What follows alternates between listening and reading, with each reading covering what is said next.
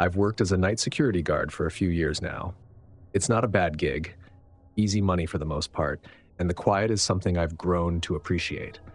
After all, in this job, a peaceful night means a successful night. The building I'm stationed at is a corporate office downtown, one of those glass towers that looks impressive during the day but feels almost haunted when it's empty at night. Most nights, I'm the only one here. I sit in the security office, monitor the cameras, patrol the hallways a couple of times, and lock up the place. It's monotonous, but I prefer it that way. The quiet hum of the building's systems, the soft glow of the security monitors, it all became routine. Then there's Martin. He's the janitor on the same shift as me, and from the moment I met him, something about him didn't sit right. He's an older guy, probably in his late 50s or early 60s, with thinning gray hair and a way of moving that's too quiet. I don't know if it's his hunched posture or the way he always seems to appear without making a sound, but I can never shake the feeling that he's watching me, even when I don't see him. At first, it was just a gut feeling, nothing I could put my finger on. He was polite enough, keeping to himself and occasionally nodding if we passed each other in the hallways. But over time, the strangeness started to add up. One night, I was doing my usual rounds, checking the locks, walking the hallways, when I saw him standing in one of the empty offices on the 16th floor. The lights were off, but the glow from the hallway illuminated him just enough. He wasn't cleaning. He was just standing there, staring out the window. His reflection in the glass looked wrong, distorted somehow. I stood there for a moment, unsure of whether to say something. It felt like I was intruding, even though I was technically the one supposed to be there. Finally, I cleared my throat. "Everything okay, Martin?" I asked, trying to sound casual. He didn't turn around, completely ignoring me. He just kept staring out the window. I waited a few more seconds before walking away, the unease settling deep in my gut. That was the first time I felt like something was seriously off with him, but it was just the beginning. Over the next few weeks, I started noticing other things. Small things at first, but enough to raise alarm bells in the back of my mind. For one, Martin would always be in places where he had no reason to be. The janitorial staff had their designated areas, but I'd find him wandering the upper floors at odd hours, sometimes just standing in the middle of a hallway, as if waiting for something. The worst part? He would always seem to vanish the moment I turned the corner. I'd see him in the reflection of the glass doors, but by the time I reached that spot, he was gone. I tried telling myself I was being paranoid. It's easy for the mind to play tricks when you're alone at night in a massive, empty building. But then things started happening that I couldn't explain. It started with the cameras. One night I was watching the security monitors when I noticed static on one of the feeds. That's not unusual. The cameras glitch from time to time, but this was different. The static would flicker for a second, and then Martin would appear on the screen, standing perfectly still in a hallway I knew I had just checked. He wouldn't move, wouldn't clean, just stand there, staring at something off camera. Then, just as suddenly, the feed would cut out, and when it came back, he'd be gone. At first, I chalked it up to a technical error, but it kept happening. Always the same camera, always the same unsettling image of him standing in the middle of the hallway, staring into nothingness. And then there were the items. Things started going missing from my desk. A pen here, a key card there. I thought maybe I was just being careless until I found them in strange places. An office supply closet that hadn't been used in months, or a stairwell nobody ever used. How were they getting there? And why? The night everything changed, I had decided to confront Martin. I couldn't shake the feeling that he was somehow involved in the strange happenings around the building. I didn't know if he was messing with me, trying to scare me, or if something darker was going on, but I needed answers. It was a little past 2 a.m. when I saw him again on the cameras. He was on the lower level, near the basement, a place he never had any reason to go. I watched as he stood outside one of the maintenance rooms, his hand resting on the door. This time, I wasn't going to just watch. I grabbed my flashlight and headed downstairs, moving as quickly and quietly as I could. The lower level was colder than the rest of the building, the air thick with the hum of the HVAC system. My footsteps echoed off the concrete walls, amplifying the growing sense of dread in my chest. When I reached the maintenance room, the door was slightly ajar, and Martin was nowhere to be seen. I hesitated for a second before pushing it open. Inside, the room was filled with cleaning supplies, tools, and spare parts for the building's systems. But something felt wrong, off somehow. I shined my flashlight around, the beam cutting through the dimly lit space, and that's when I saw it. A door. Not a regular door. This one was hidden behind a large metal shelving unit, almost as if someone had intentionally tried to conceal it. My heart raced as I moved the shelf aside, revealing the door fully. There was no handle, just a small keyhole and a rusted plaque that read, "Authorized personnel only." I knew I shouldn't go in.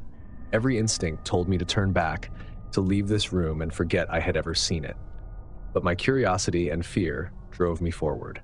I found a key on one of the shelves that fit the lock, and with a deep breath, I turned it. The door creaked open, revealing a narrow stairwell that led down into darkness. I don't know what possessed me to go down those stairs. Maybe it was a need to prove to myself that I wasn't losing my mind, that there was a logical explanation for everything that had been happening. Or maybe it was the realization that I couldn't live with the uncertainty anymore. The stairs seemed to go on forever, the air growing colder and heavier with each step. The smell hit me first, musty, damp, and something else. Something metallic.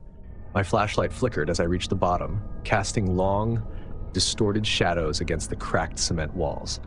At the end of the hallway was another door, this one even older, its wood warped and splintering with age. I hesitated, my hand trembling as I reached for the handle. The cold metal sent a shiver up my arm, and with a sense of impending dread, I pushed it open. What I saw inside will haunt me for the rest of my life. The room was small, no bigger than a storage closet, but it was filled with items. Boxes and shelves overflowing with photographs, clothing, personal effects, and then there were the more disturbing things. Tufts of hair, blood-stained rags, and bones. I stumbled backward, barely able to comprehend what I was seeing. In the center of the room was a small, rusted cot, and on it lay a faded photograph of a family, Martin's family. Suddenly, the door behind me slammed shut. I spun around, my flashlight beam shaking as I frantically searched for a way out. And that's when I saw him. Martin. He was standing in the doorway, his expression calm, his eyes glinting in the dim light. He didn't say a word, didn't need to. The look in his eyes told me everything I needed to know. He had been waiting for this moment. "You shouldn't have come down here," he said softly, his voice barely above a whisper. I took a step back, my heart racing, my mind scrambling for a way out. "What is this place?" I asked, my voice shaking. Martin smiled, a slow, sinister smile that sent chills down my spine. "This," he said, gesturing to the room around him, "is where I keep the things I care about." I felt bile rise in my throat as I realized what he meant. This wasn't just a storage room. It was a shrine, a tomb. I didn't wait for him to make a move. I bolted toward the door, pushing past him with all the strength I could muster. He reached out, trying to grab me, but I managed to break free, running up the stairs 2 at a time. I could hear him behind me, his footsteps heavy and deliberate, but I didn't look back. I burst through the door at the top of the stairs, slamming it shut behind me. My hands shook as I fumbled with the lock. I didn't stop running until I was back in the security office, slamming the door and locking it behind me. I called the police, my fingers trembling as I dialed, barely able to explain what had happened. The police arrived within minutes, but when they searched the building, Martin was gone. The room in the basement was exactly as I had left it, but there was no sign of him. They found evidence enough to launch a full investigation, but to this day, they've never found him. I quit the job the next morning. It's been months since that night, but I still can't shake the feeling that he's out there, watching, waiting. And sometimes late at night, I swear I can hear the sound of his footsteps echoing down the empty hallways, just like before. Only now, I'm not there to stop him.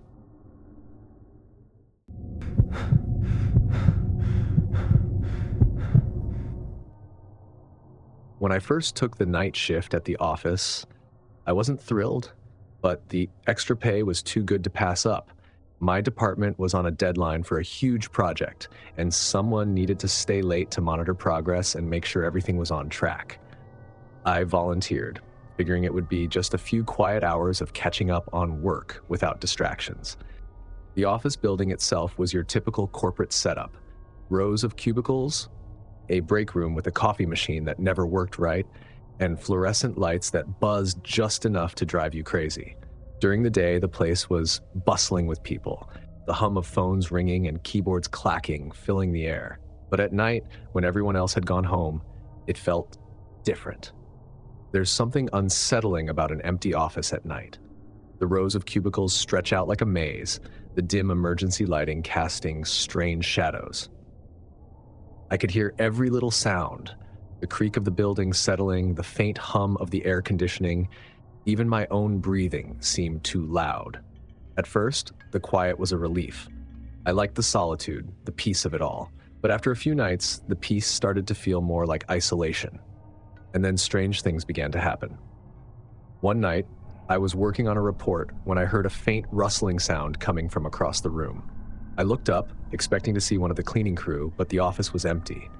I shrugged it off, figuring it was just some building system kicking in. But the sound kept coming. Papers shuffling, chairs creaking, as if someone was moving around just out of sight. It was subtle, almost too subtle to notice at first, but once I heard it, I couldn't unhear it. I stood up and walked around the office, checking the cubicles, but there was no one there. The building was old, I reminded myself. Buildings make noises, that's all it was. But then things started to get weirder. The next night, I came back from a break to find the papers on my desk scattered across the floor. At first, I thought maybe I had knocked them off without realizing it, but as I bent down to pick them up, I noticed something strange. The papers weren't just scattered, they were arranged, spread out in a way that seemed deliberate. I felt a chill creep down my spine. I was the only one in the office, wasn't I? I checked the security system. All the doors were locked, and no one had come in or out since I arrived. I laughed it off, telling myself I was just being paranoid, but I couldn't shake the feeling that I wasn't alone. That's when the footsteps started. It was late, probably close to midnight, and I was working on some spreadsheets, the glow of my monitor the only light in the office. I was deep into my work when I heard it. Footsteps, echoing down the hallway just outside the cubicles. I froze, my fingers hovering over the keyboard.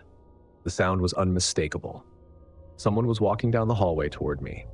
I strained to listen, trying to figure out who it could be. Maybe someone from the cleaning crew had arrived late, or maybe another employee had decided to pull an all-nighter. But no matter how hard I listened, I couldn't hear any doors opening or closing, no rustling of cleaning supplies, just those footsteps.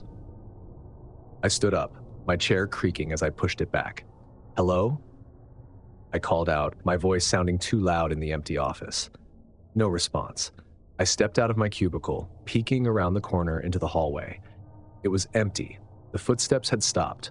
My heart was racing now, and I could feel a cold sweat forming on the back of my neck. I tried to tell myself it was just my imagination, that I was hearing things because I was tired. But deep down, I knew something was wrong. I went back to my desk, but I couldn't focus. Every little sound, the hum of the air conditioning, the soft clicking of the clock, set my nerves on edge. I kept glancing over my shoulder, expecting to see someone standing there, watching me, but no one was there. A few nights later, the situation reached a new level. I was sitting at my desk, finishing up a report, when I saw something out of the corner of my eye. A shadow, moving across the wall behind me. It was quick, just a flicker, but it was enough to make me turn around. There was nothing there. I turned back to my computer. I tried to focus, but the shadow kept appearing, just at the edge of my vision. It was like someone was standing behind me. You know, that indistinguishable feeling that there's a presence behind you. But every time I turned to look, the room was empty. The breaking point was when I caught a glimpse of something in my monitor. It was a reflection. Just behind me, in the dim light of the office, I saw the outline of a figure. I spun around, my breath catching in my throat, but there was no one there. The office was empty, as it always was. But the reflection had been real. I knew it was. That's when I started to panic. I called security, asking them to check the cameras, but they found nothing. No one had entered or left the building all night. I was alone. At least I was supposed to be. After that night, I couldn't shake the feeling that I wasn't alone. Every time I came in for my shift, I felt eyes on me, even though I was the only one there. I started hearing voices, faint whispers, just on the edge of hearing. I'd be sitting at my desk, and I'd hear my name like someone was calling me from down the hall, but when I went to check, there was never anyone there. The footsteps became more frequent too. I'd hear them almost every night, walking up and down the hallways, sometimes stopping just outside my cubicle. I'd sit there, frozen, waiting for them to move on. But they wouldn't. They'd just stop, and I'd feel the overwhelming sense that someone was standing there, just on the other side of the wall, waiting for me to move. One night, after a particularly unsettling encounter where I'd seen a shadow pass by the window, even though I was on the 12th floor, I decided I needed to get to the bottom of this. I started asking around, trying to find out if anyone else had experienced anything strange in the building. That's when I learned about the accident. Years ago, before I started working there, an employee had died in the building. She had been working late one night, just like me, when she had a heart attack. No one found her until the next morning, when the cleaning crew came in. She had been lying in her cubicle, her face pale and her eyes wide open, staring at the ceiling. The story sent chills down my spine. Could it be her? Was she the one haunting the office, unable to move on? I tried to brush it off as an old office legend, just a story meant to spook the night shift workers. But deep down, I couldn't shake the feeling that there was more to it than that. The footsteps, the shadows, the whispers, they all started after I had taken the night shift, and they were getting worse. One night, I was finishing up my work when I felt it again, that cold presence, the feeling of being watched. I stood up and looked around the empty office. It was quiet, too quiet. Then I heard it, a soft voice whispering my name. I turned toward the sound. The lights flickered, and for a split second, I saw her. A figure standing at the far end of the office, just beyond the glow of my desk lamp. She was pale, her eyes wide and vacant, her hair hanging limp around her face. I froze, unable to move, unable to breathe. She took a step forward, her feet making no sound on the carpeted floor. The lights flickered again, and she was gone. I grabbed my things and ran out of the office, not bothering to turn off my computer or lock up. I didn't care. I just needed to get out. I never went back to the night shift after that. I told my boss I couldn't do it anymore, and I didn't give him a reason. I didn't need to. The office is still there, of course. People still work late shifts, but no one ever talks about the strange things that happen after dark. The cleaning crew has their own stories, whispers of shadows moving in the hallways, of footsteps that shouldn't be there, but no one ever stays late alone anymore. As for me, I've moved on. I got a new job in a new building, and I don't work nights anymore. But I'll never forget that face, those empty, staring eyes. And I know that she's still there.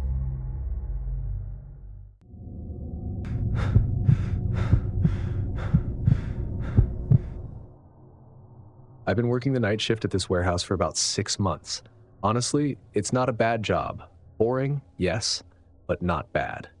I come in around 10 p.m., clock in, and spend the next 8 hours restocking shelves, organizing inventory, and preparing shipments. The warehouse is massive, filled with rows upon rows of towering shelves that stretch far into the distance. And at night, it's just me and the quiet.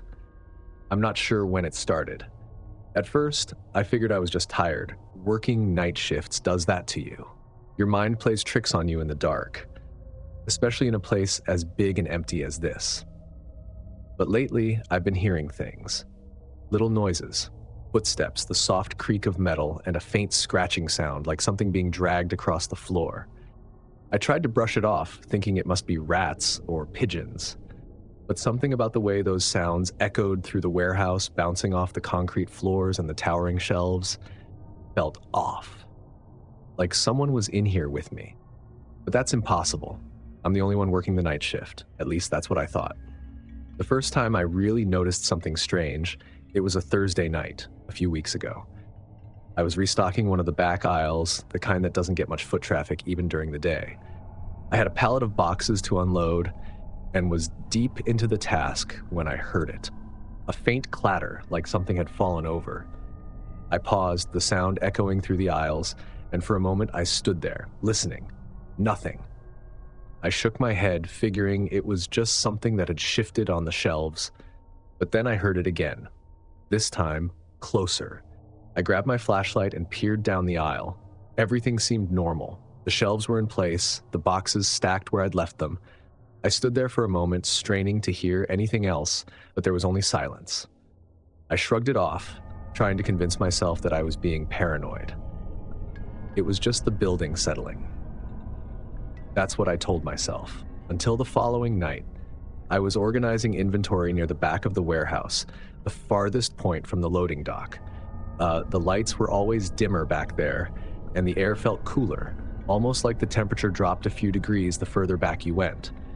It was probably just a quirk of the building, but it always made me feel uneasy. I was about halfway through my shift when I saw it, a shadow. It darted between the rows of shelves. My hand gripped the box cutter a little tighter as my eyes scanned the aisles. "Hello?" I called out, my voice echoing in the silence. No response. I stood there waiting for the shadow to reappear, but nothing happened. I took a deep breath and moved closer to where I'd seen it, shining my flashlight down the aisle. But there was nothing. Just row after row of boxes and shelves, all neatly organized. I tried to laugh it off. Maybe I was just tired.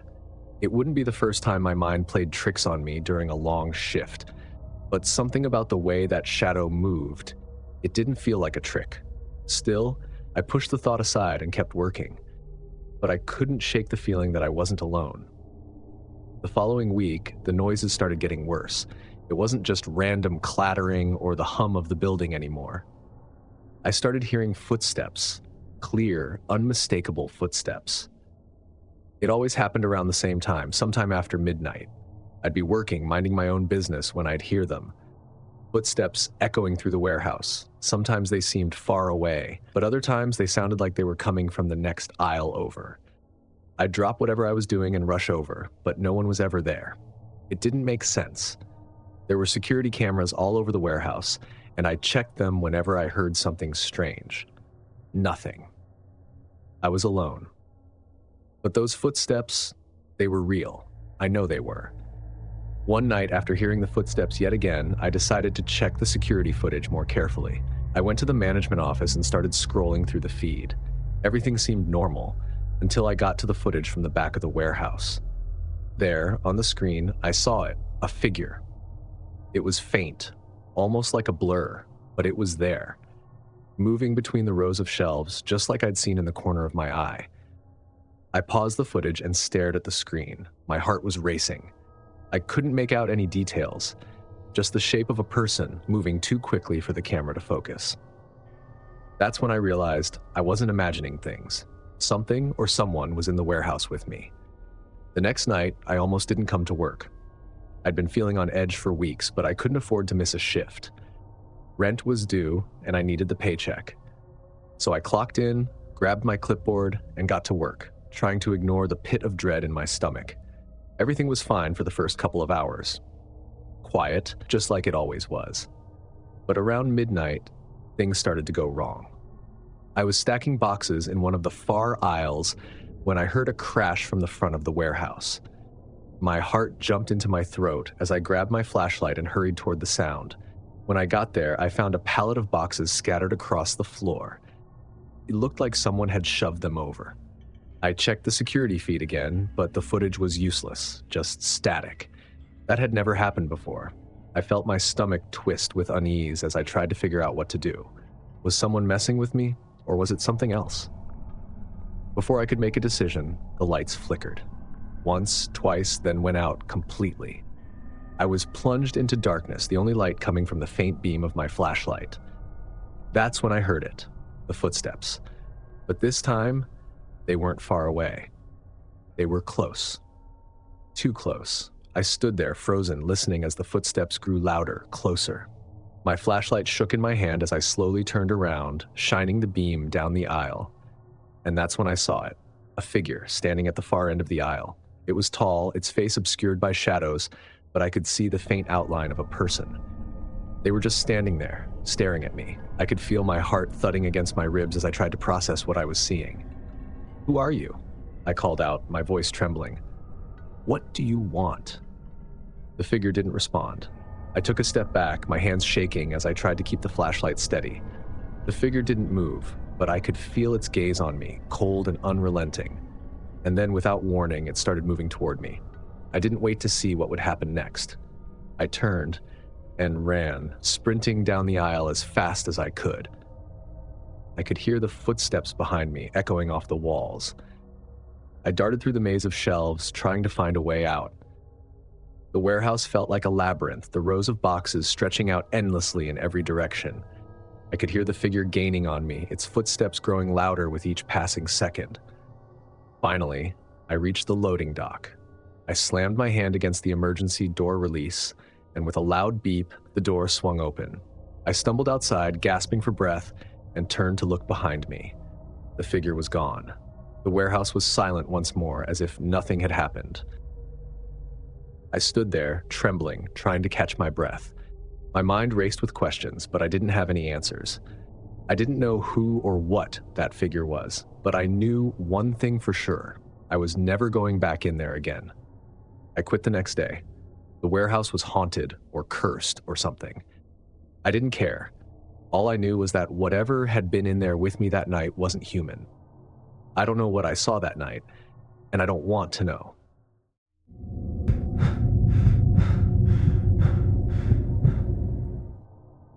Driving deliveries for a small courier firm isn't my dream job, but it gets the bills covered. Most of the time, the work is straightforward: pick up the package, drop it off, repeat. I usually do day shifts, but with the holiday rush, I was asked to cover some night deliveries. At first, I was fine with it, driving through quiet streets with no traffic, listening to my favorite podcasts. On my first night, I was scheduled to deliver a few packages to a business district about an hour outside of town. It was already dark by the time I left the warehouse, the kind of cold, moonless night that made everything seem a little more sinister. Still, I wasn't too worried. I'd done late-night runs before and never had any issues. The business district I was heading to was a weird spot, though. It was part of an industrial park with rows of warehouses and offices tucked away in a remote area just off the main highway. The place was pretty much deserted after dark. No one worked there at night, which meant it was usually quiet, almost too quiet. As I drove down the long stretch of road leading to the industrial park, I kept telling myself it was just another delivery, in and out. But something felt different that night. The air felt heavier, and there was a sense of unease I couldn't shake. I arrived at the industrial park just before midnight. The whole area was eerily silent, with only a few dim streetlights casting long shadows across the pavement.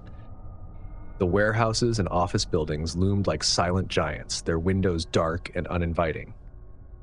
I parked my van in front of the first building on my route, a large, nondescript office with a plain concrete exterior. I grabbed the package from the back of the van and walked toward the entrance. It was supposed to be a simple drop-off: scan the package, leave it in the designated drop box, and go. But as I approached the door, I noticed something strange. The front door was slightly ajar, just enough for me to see the dim glow of a flickering light inside. That wasn't normal. The place should have been locked up for the night, with no one around. I hesitated for a moment, wondering if I should go inside and see if anyone was there, but my instincts told me to just drop the package and leave. I decided to leave it in the drop box and get out of there. As I scanned the package, I felt like someone was watching me. I couldn't explain it. It was just this creeping sensation that made the hairs on the back of my neck stand on end. I finished the delivery and quickly walked back to my van, trying to shake off the feeling. But as I climbed into the driver's seat, I glanced back at the building. The door was now closed. I told myself it was nothing. Maybe the wind had blown the door shut, even though I didn't hear any noise. Still, I couldn't shake the unease as I headed to my next delivery. This one was at a warehouse on the far edge of the industrial park, even more isolated than the first location. I followed the narrow, winding road that led to the building, my headlights the only light. The warehouse loomed ahead, its metal siding glinting faintly in the dim light. I parked the van near the entrance and grabbed the package. As I approached the door, I saw something, or rather someone, standing near the back of the building. At first, I thought it was just a trick of the light, but as I got closer, I could make out the figure of a man standing perfectly still near the loading dock. He wasn't moving, just standing there, facing away from me. His posture was unnaturally stiff, like he was waiting for something. "Hey," I called out, my voice echoing through the quiet night. "You work here?" The figure didn't respond. He didn't move at all. I felt my heart rate quicken as I took a step closer, my hand tightening around the package. Something about the way he was standing, the stillness of it, sent a chill down my spine. I took another step forward, but just as I did, the figure vanished. I blinked, my mind racing to make sense of what I'd just seen. 1 second he was there, and the next, he was gone, like he just disappeared into thin air. I felt a wave of nausea wash over me as I quickly dropped the package off and rushed back to my van. I started the engine, my hands shaking, and sped out of there without looking back. The rest of my deliveries were supposed to be routine, but after the encounter at the warehouse, I couldn't shake the feeling that something was terribly wrong. Every time I turned a corner or parked outside another building, a part of me thought I might see that figure standing there, watching me. It wasn't until my final delivery of the night that things really took a turn for the worse. My last stop was at a small office building at the very edge of the industrial park. The place looked abandoned. No lights, no cars in the lot, and the windows were covered in grime, like no one had been there for years. But the address matched the one on the package, so I figured it was just an old building that hadn't been updated in the system. I parked the van and got out, the cold air biting at my skin. The silence was deafening, broken only by the soft crunch of gravel under my boots as I walked toward the building. As I approached the front door, I noticed something strange, a piece of paper taped to the glass. It looked like some kind of note, hastily written in red marker. I squinted in the dim light, trying to make out the words. "Leave now, you're being watched." My heart skipped a beat. I stared at the note, my mind racing. Was this some kind of prank? A joke left by a bored employee? But then I remembered the figure I'd seen earlier, and my stomach churned with dread. Suddenly the air felt heavier, suffocating. I glanced around, but the lot was empty. I was alone, or at least, I thought I was. I dropped the package at the door, my hands trembling, and turned to head back to the van. But as I started walking, I heard it, a soft rustling sound coming from behind me. I froze, my breath catching in my throat. Slowly, I turned around. The figure was back. He was standing in the shadows near the corner of the building, just far enough away that I couldn't make out his features. But I knew it was him, the same figure I'd seen at the warehouse, the same unnerving stillness, the same eerie presence. He didn't move, didn't make a sound. He just stood there. Panic surged through me as I turned and ran to the van, my heart pounding in my ears. I fumbled with the keys, my hands shaking so badly I could barely get the door open. I threw myself into the driver's seat, slammed the door, and locked it. But as I started the engine, I saw him again. He was standing in the middle of the road, directly in front of the van. His face was still obscured by shadows, but I could feel his eyes on me, burning through the darkness. I didn't wait. I floored the gas pedal, swerving around him. My headlights caught a brief glimpse of his figure as I sped past him, but when I looked in the rearview mirror, he was gone. I drove out of that industrial park as fast as I could, my hands gripping the steering wheel so tightly my knuckles were white. I kept looking in the mirrors, but the road behind me was empty. I didn't stop driving until I was back on the highway, miles away from the industrial park. My heart was still racing, and my mind was spinning with questions. Who was that figure? Why was he following me? And what the hell did that note mean? I tried to calm myself down, telling myself it was just some kind of prank or coincidence, but deep down, I knew it wasn't. Something about that night felt different, like I had crossed some invisible line into a place I wasn't supposed to be. I finished my route and returned to the warehouse to drop off the van, but I couldn't shake the feeling that I was still being watched. As I handed in my keys and clocked out, I saw the dispatcher looking at me with a strange expression. He opened his mouth like he was going to say something, but then he shook his head and handed me my receipt. "Everything okay?" I asked, my voice sounding more casual than I felt. He hesitated, then nodded. Yeah, it's just strange. Another driver reported seeing someone hanging around the industrial park last week. Said it creeped him out. My stomach dropped. Did they say what he looked like? I asked. He shook his head.